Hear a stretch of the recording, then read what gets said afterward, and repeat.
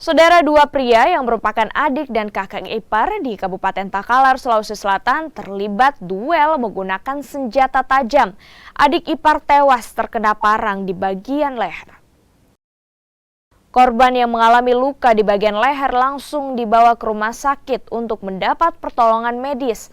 Namun upaya tim dokter tidak berhasil dan korban dinyatakan meninggal dunia.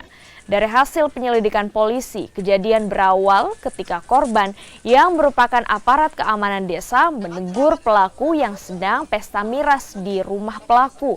Namun pelaku yang merupakan adik ipar korban tak terima dan mengambil parang serta menebas leher korban hingga nyaris putus. Kini pelaku telah ditangkap polisi. Ini kan korban ini atau denai kader keamanan. Jadi dia melakukan patroli di sekitar wilayahnya. Diangkat kader keamanan oleh Pak Desa Kadatom. Akhirnya mungkin ya namanya jalan-jalan malam ada yang ngajak mungkin minum. Akhirnya ya mungkin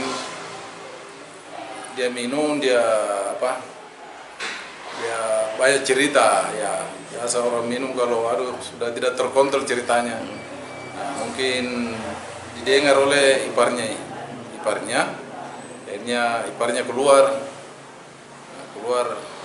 dulu mengamankan. Akhirnya dia kembali masuk ke rumahnya. Baru dia dengar lagi suara-suara yang korban ini keluar membawa parang lalu ya, menebas. Ada berapa luka?